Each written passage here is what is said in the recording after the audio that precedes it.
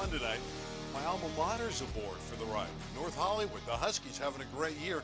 They'll be on later in the show with their coach Scott Fair and their brilliant running back, just a 10th grader, Jalen Burt. We're also going to talk to Campbell Hall, which I learned today is really in Studio City, not North Hollywood, but it's close. So in essence, I have two North Hollywood schools.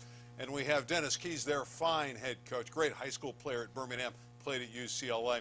And he has a young man by the name of Peter Barrio who's playing left tackle on offense, but is wreaking havoc on defense. So that's our guest lineup in a little bit. But first, let's bring in Tariq Fatal. Tariq, another fun week of sports in SoCal. Yes, it is. I think we're getting to that point where we see kind of just the cream is going to rise to the top. Obviously, I know we're going to talk about it Mater Dei Bosco, but apart from that, there's some big league games heading into these next couple of weeks, and we'll see who's going to win the league championship and who could earn a playoff berth as well. Let's peek back at some of the big games from last week. We'll start with Mater Dei, and they struggled. Maybe they were looking ahead. They played J. Sarah. They won on the road, 21-13, but this surprised a lot of people. This wasn't an easy game. Yeah, Mater Dei J. Sarah there. I think the score, yeah, it looks close, but I would argue maybe Mater Dei kept things kind of vanilla because there's a big game this week, and that's against St. John Bosco. And St. John Bosco hammered Servite. This is no surprise. They won 49-3. Both teams are undefeated. They're ranked 1 and 2 in the country and obviously in Southern California and California. St. John Bosco has just blasted every team they've played. Yeah, and this is more Servite's down. So J. Sarah's a quality opponent, and can put up more of a fight. That's why that score is closer. But St. John Bosco, Servite, no surprise there. There was another game that was pretty big in the Trinity League, not just Mater Dei and St. John Bosco. This one, Orange Lutheran and Santa Margarita, great game, and Olu won by 2. I would argue that game right there makes Orange Lutheran likely to be the third-place finisher in that league, which gives you an automatic playoff berth. And you're likely to be correct. Yeah, I agree with you on that one. Thank you. And this is a game you were watching carefully, and I think you were at this one. Bishop Amat in overtime. In fact, this won a couple overtimes, 31-28. I think we might run a highlight or two from this game as well. Tell us a little bit about this game, because I know you were there. Yeah, Sierra Canyon's first ever Mission League game. As you know, they're new to the league, and they were up 28-14 at halftime. And usually John Ellinghaus, the coach, is going to have a pretty good nod on that game if you're up 2 touchdowns. This is a double pass that ended up in the hands of Dane Dunn, a sophomore running back. So things are really rolling for Sierra Canyon. They scored on their first 4 possessions, and then Bishop Amat came storming back, won it double Bishop Amat. This was the game-winning field goal right here. A couple of missed field goals from Sierra Canyon certainly helped to create that hero moment. You were concerned. Ochoa's kick is up and on this show, you picked Bishop Amat. Correct. You might not be met with open arms. Oh, yeah. Were they good to you at Chaminade? I think, I don't know. I think people are just understanding that's part of the gig. You got to pick, you got to do the predictions, and most people can't argue with you when you're right. So that's what I've learned. Like, you pick Amat gets out of there with the win. No one's going to come up to me mad when you're correct. You know what I mean? You're right, but you're always right. Definitely not. There was one other game we want to take a peek at from last week. That's Franklin in the Northern League as we jump into the city. This is a huge game. I know you picked Eagle Rock in this one, so you're not always right. But Franklin won over Eagle Rock and now is in the driver's seat to get to the Open Division. That's a huge win for the Franklin Panthers. Yeah, I think Eagle Rock has an outside chance of maybe still getting into that top 8 for the city section. Big game this week in the West Valley League between Granada and Birmingham. But, yeah, this one was on the radar, and I think I'm going to give Eagle Rock a second chance here. I think they're going to get in still. Franklin always throws the ball well. They can score a lot of points. They have a great receiver. They're a very good football team. Time to talk about Campbell Hall. We're going to bring the guys on shortly, and I know you just wrote a little story about the Vikings. Yeah, it's a team that's just kind of always under the radar in the Valley. They had a great year last year, but one of their quarterbacks, Isaiah Sapon, he left, went to Westlake, so I wasn't too sure what the team was going to be like this year, and they haven't missed a step, and that's a credit to Dennis Keys and his team.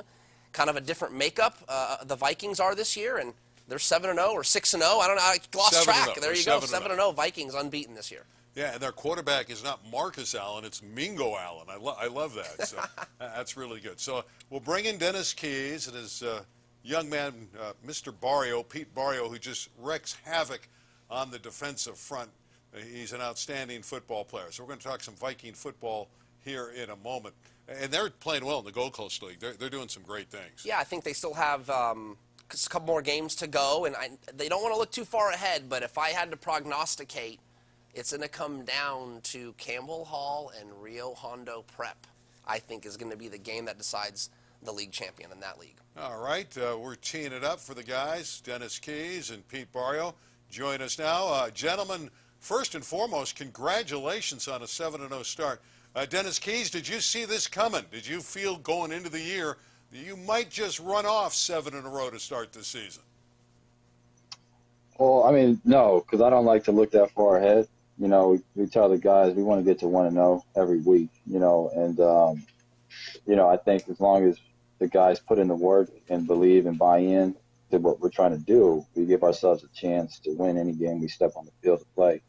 And the guys have been up to the challenge despite, you know, losing some key components, you know, with the returning quarterback, returning receiver, and, you know, all the guys we had to graduate from last year's team.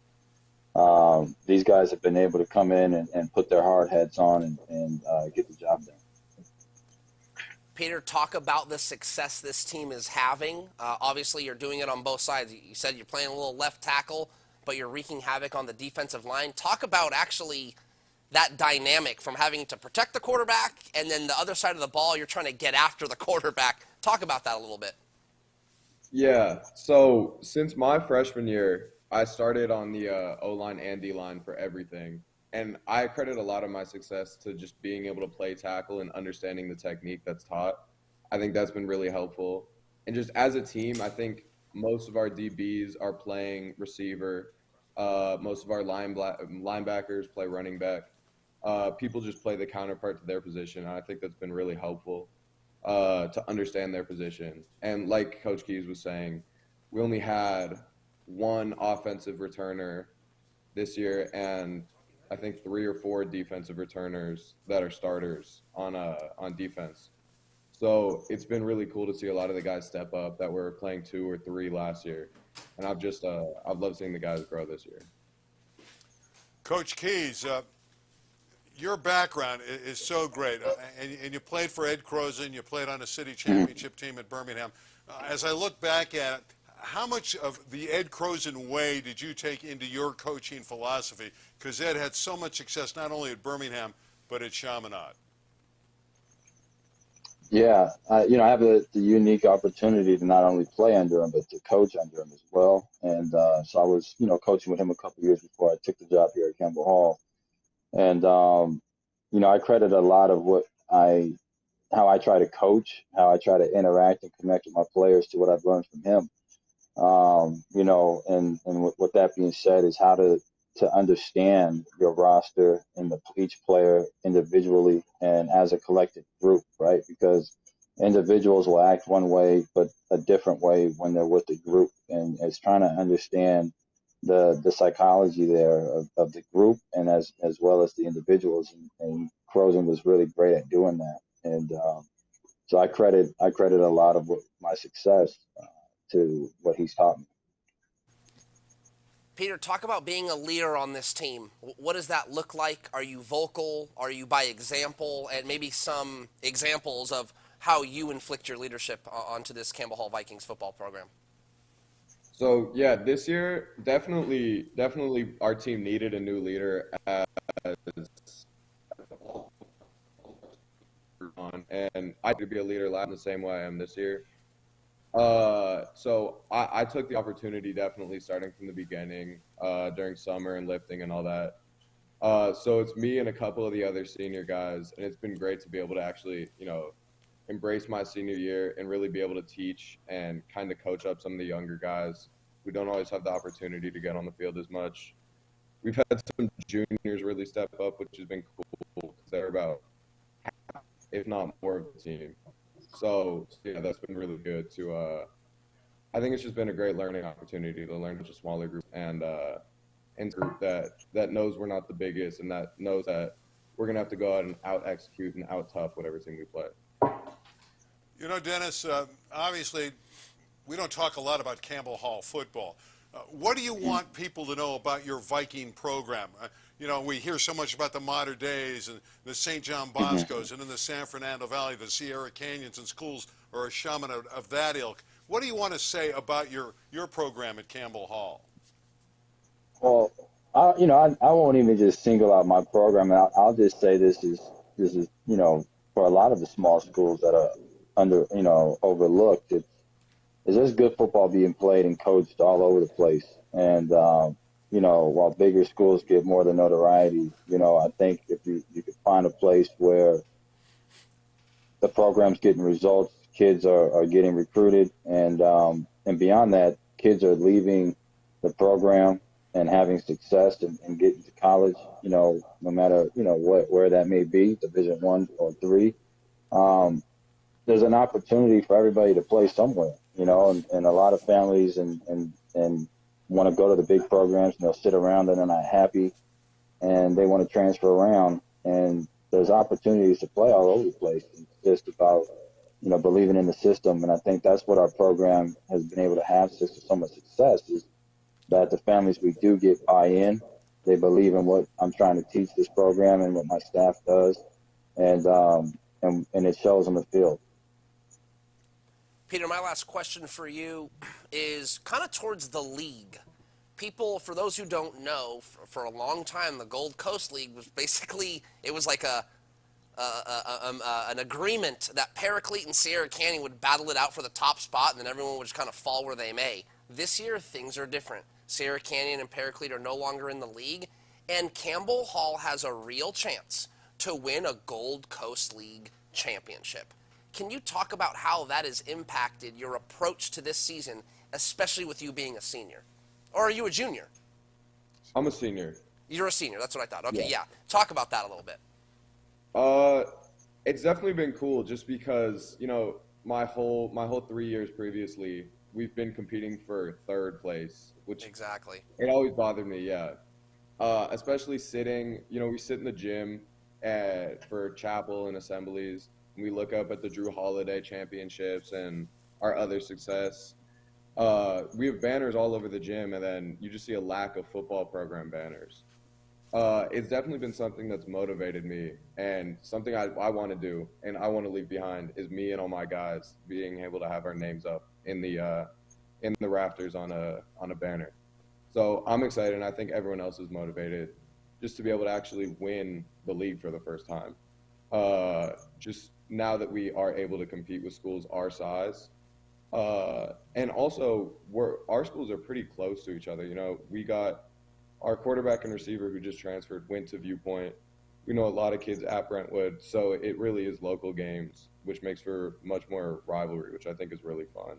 But I'm definitely looking forward to our league games. Well, Pete, congratulations on a terrific senior year, all those sacks. I know, to me, the most amazing stat is you have 32 tackles on the year, and half of them, 16 of them, are tackles for loss. And Dennis, I've known you for a long time, going back to those years at Birmingham. Congratulations on getting it going. I know you're going to land somewhere in the playoffs. We're not sure what division you're going to fall in. You had success in a lower division last year, and I'm sure you'll have success again this year. And a wonderful start. Good luck in your homecoming game on Saturday. I'm sure you'll do well against Viewpoint, and we'll talk to you down the road. I appreciate you guys. It's been a pleasure. Thank you. All right, thanks, guys. That's a nice story. Campbell Hall doing well. Keys has got it going. Barrio is obviously an intelligent kid who knows how to play. Yeah, no, they've got players, and it's always a program that kind of sneaks up on me, if I'm being honest. There's so many schools in the coverage area, and I was just glad to get them some ink. But I hope their playoff journey's a little different. Last year, I believe Santa Barbara, if I'm not mistaken, had to come down and play Campbell Hall, and I'll never forget. I went to that game, and it was at Birmingham, and Campbell had their, 35, 40 guys, and Santa Barbara Public High School had like 100 guys with them, and it didn't go Campbell Hall's way. So hopefully things are different for that program this year. Yeah, but again, they got the program going, and they're getting to the playoffs every No question. year. That's No the question. most important thing. All right, another team that's gone under the radar, but not on LA 36, is El Camino Real, and they won again last week in their West Valley League opener against Cleveland. Every game's on the road because ECR doesn't have a field right now because they're still working on the field. They've had some difficulties. And here's a highlight from Javon Hall in the 32-20 win over Cleveland. The game obviously in Reseda. This is a junior quarterback in Hall who can run the football, and he was able to take it in for the touchdown there. A terrific run, and again, Jason Zabalek's got that team going. Yeah, it's been a surprise, at least for me, for West Valley League, is seeing El Camino Real kind of off to a nice start here, and we'll see. You know, I don't know if they're going to win the league. You know, Granada Hills again plays Birmingham tomorrow night, and I think that'll see where everything lies. But ECR's kind of nipping at their heels, and maybe they can take down a Granada or even a Birmingham. If there's a year to take down Birmingham, this is the year to do it. Yeah, well, it's a young league. Birmingham's young, El Camino's young. They're all young, pretty much. Cleveland's very young. But El Camino, like everyone else, controls its own destiny. They have the win at Cleveland, but they still have some tough games in front of them. And we'll have their game on tomorrow night at 7 o'clock live from Chatsworth against the Chancellors. That's a game where El Camino is a heavy favorite and should win. Speaking of heavy favorites, North Hollywood High School in the East Valley League is unbeaten. They're 5-1 overall. They've run off 5 straight games. This is as good as the Huskies have played in over a decade. Scott Fair has got it going. He's got a nice young man, a sophomore running back in Jalen Burt, who's averaging 15 yards per carry. I'm going to brag about the Huskies because when I was there, we were horrible. Guys, welcome to the show. Scott, congratulations as a Husky, as a former Husky player. I'm glad to see the program finally winning some football games.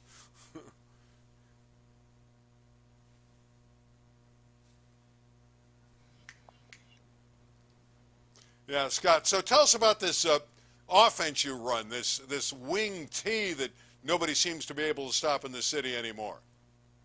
You know, I fell in love with the double wing. We actually ran it when I was a player at Valley College back in 1990. Coach Fenwick installed it over there and fell in love with it and kind of started to follow the king of the wing, Don Markham, back in the mid-'90s, and went and watched him speak at a clinic for a couple hours, took it to the Pop Warner level, and started applying for head jobs and just took with it and ran with it. I've never been a big guy on the spread, kind of like the ground and pound type of game of football. Well, tell us about the young man you brought on the show tonight, and then we're going to obviously have him speak. But in Jalen Burt, I know you love the fact that he's such a good football player and has got a lot of great credentials already as a 10th grader. But why is he a special talent for you? I mean, he's just an overall great kid. Everything that he does in practice, he's always trying to get better. He's broken every kid's ankles on the field during practice. And I was just always wondering, while he did it all summer, if he was going to be able to do it in the games. He showed definitely glimpses of it last year, going for 1,300 as a freshman. But his game's gone to whole new levels this year, and I think the best is yet to come. Just an amazing young talent. Jalen, explain to the viewers what your game is like. Are you a make a miss in a phone booth guy? Are you a one cut and go guy? You know, and if you kind of watch the NFL, who might you compare your skill set to? I try to, on the field, I just try to read the field, how I just read it as best as I can. I feel like I'm like one cut and go dude. Like I can make a dude miss too. I'm good at that. I feel like I'm very good at making a dude miss. But if I was to compare myself to a player in the NFL,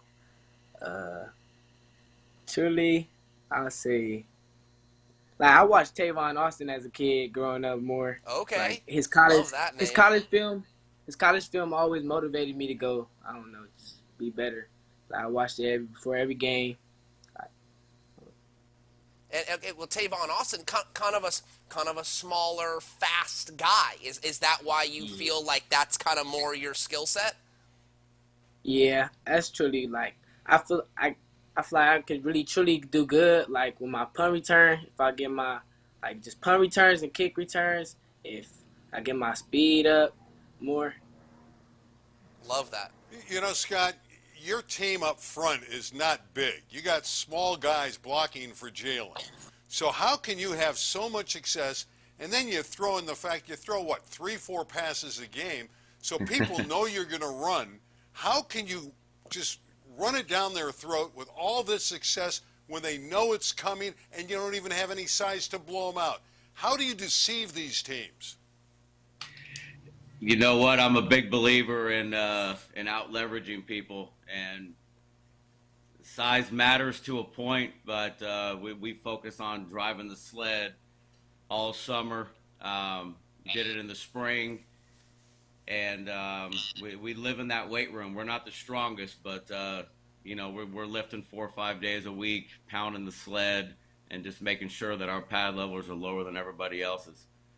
And the great thing is everyone looks at us and kind of smiles before the game because we probably average 165, maybe 170 on the line. But, yeah, I mean, they got to knuckle up when they play us.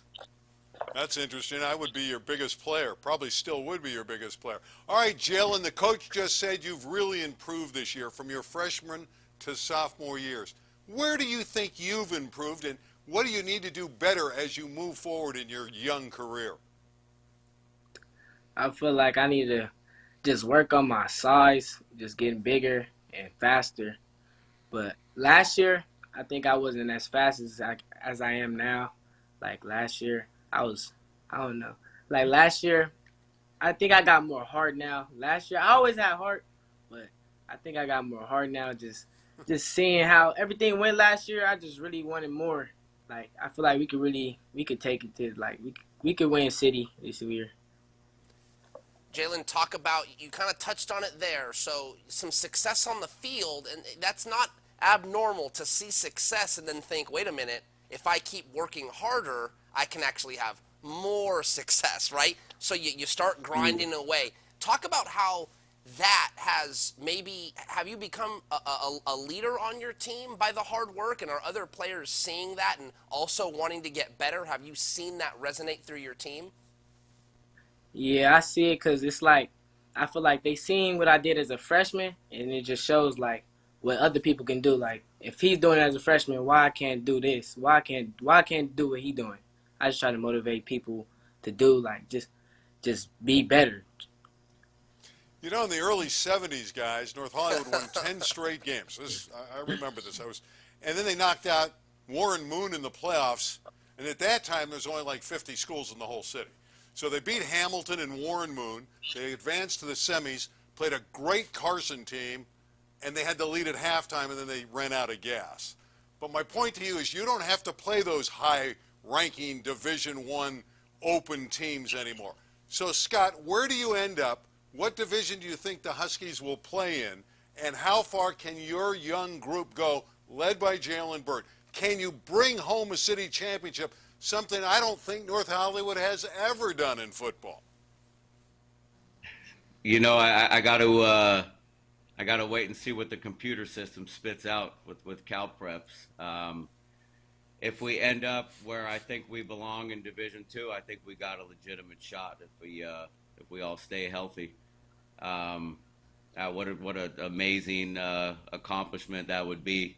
But we're focusing one game at a time right now. We're focusing on league, and after the 10th game, we'll see where we land. But I got high hopes for this squad. They're playing really well right now. As I look at your path in the East Valley, you should be the favorite. I know, Tarek, you have another question. I just think he's going to win the East Valley easily. Well, that's what I was alluding to. If you had to circle, Coach, who's going to be your toughest test? Maybe it's already happened. I don't know. But toughest test in league, which team presents that?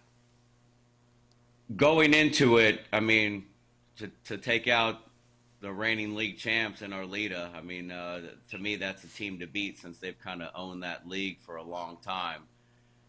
Looking on film, just because of what we talked about, our size disadvantage in the trenches, we have a big task tomorrow because Chavez is massive up front. But as far as an overall squad, this is the best Monroe team that I've seen in years. Coach Senegal's got those guys playing. They're extremely physical. They got speed. And, again, they're also way bigger than us in the trenches. So if I had to circle one right now, I would say Monroe. In the trenches, that would be more so tomorrow night. All right, I've spoken like a true coach, worrying about the game in front of him. As a Husky and a fan of the program, since I went there, I like your chances to win the East Valley League. Scott, congratulations on the team. Good luck in the playoffs, no matter where you land. And Jalen, continue to work hard. Be proud. Be a Husky. And you're doing a great job. And so far, it's all good, and it's only going to get better. Keep it going. Gentlemen, thank you guys for very having much. us. Thank you so Thank you much. for having us. All right, that's good. I obviously, my program was awful. I played on the worst team in the history of the city. So we were 0 for the year and scored 6 points. So it's nice to see the program doing well. That's true. We got shut out in every Randy, game but one. you can't be a host of a show and be a homer at the same time. It's a little come bit on. like, I'm never a homer. I mean, bringing out like games from the 70s. Well, that's like, the what are you last trying to do, time make they me went look deep bad? into My a gosh, tournament. dude. That's the last time they went No, deep. you should wear your school colors proud, and I hope North Hollywood has a good year. Yeah, well, they're going to have a good year. How good a year is going to be the question? That's a fair question. That's the question. It's a good year already because the city in their volleyball has selected a site for the city championships. They're going to Cal State Northridge. Let me check the date. I think it's November 1st. Their Division I Open and D1, November 4th. November 4th are the finals at Cal State Northridge. I think that's great that they got that location. We can see some pretty good volleyball teams there. I don't know it off the top of my head, but if I'm not mistaken, I don't think it's called the Matadome anymore. It's got to be the Matadome. No, I don't think it is. I'll check on that, but and I feel bad for even bringing it up and not knowing what it's called. But I think they rebranded it. It's not called the Matadome anymore. Either way, it's always great to have a next-level venue for high school athletes, whether it be community college, Division I college, or even something like the Coliseum or SoFi Stadium, which there was an opportunity and it didn't happen. But we won't go there. My point is, it's a great experience for the student athletes, and that's what matters. Quick pick, Mater Dei, Bosco. On other shows, I've been picking Mater Dei, so I got to stick with Mater Dei. I think Mater Dei, I'm going to go Mater Dei, although I'm not completely confident in it. But the reason I'm picking Mater Dei, until you knock off the champ, they're the champs. I like Bosco. All right, West Ranch, and we got to go quickly here because we got some games. West Ranch, Valencia. We got plenty of time. West Ranch. Okay, I see you went through that quickly. Bishop Amat at Sarah Gardena. Yeah, Amat. Amat, because I think their Sierra Canyon scare kind of woke them up, and Sarah Gardena, I think they have a little trouble passing the ball. So if you shut down their run, you got a good chance of beating them. Yeah, Scott Altenberg's been concerned, even though he's 4-2, as you can see there, about his passing game. He's breaking in some new quarterbacks, so that's been a little bit of an issue there. But I don't know. That's a close game. Nobody scores a lot on Sarah. Well, another thing, I don't know if that's the accurate record. Sarah had to forfeit loss last week. I don't know if that's news to you. That stuff well, in. no, that's the truth. They played an ineligible player, so Sarah's win over Notre Dame ended up being a forfeit. Oh, okay, go ahead. Yeah, go ahead. No. I agree okay, with you. Plenty of time. We got all night. We got 90 seconds. Granada Hills and Birmingham, and I know you're going to be there. It's a close drive for you. Yeah, I got to pick Birmingham. Kind of the same thing as Mater Dei, like reigning champs. Until someone knocks them off, I just don't see it. Granada Hills hasn't beat Birmingham since 2013. Yeah, I got to go with Birmingham. Even though they're young, they got a great player in Peyton Waters. Granada Hills has those kids in the backfield, the Stanleys, and they're wonderful. But I'm going with Birmingham to win the game. They play city competition. They always seem to win. So I got to go with Jim Rose's ball club there. So are you excited to be going to that game? If I'm being honest, I will be in the press box. I will be doing my job, but I will have the Mater Dei Bosco game on my laptop while I'm at that game. The one thing you have to say about Mater Dei and Bosco for certain. Nationally televised, by the way. I get that. It's nationally televised. It does give the CIF Southern Section and high school football tremendous publicity. People talk about that game. It's the number 1 versus number 2 high school football team in the country, and they're in the same league. It's like, it can't get any better. Yeah, and the big question is, why isn't it at SoFi Stadium? Yeah, no, yeah. The bigger question is, the loser of the game will probably end up playing again in the CIF final against the winner of this game, so they're going to probably meet again, and maybe the most important game is the one down the road. Well, that's going to wrap up this show. We thank our friends from Campbell Hall and from North Hollywood High School. They're both having great years. The coaches, respectfully, Dennis Keys and Scott Fair, and the 2 players, Pete Barrio and Jalen Burt. And we'll be back at 9 o'clock next Thursday. You know Tark Fatal, Daily News, tremendous writer, coming along with me on this broadcast, and we love it.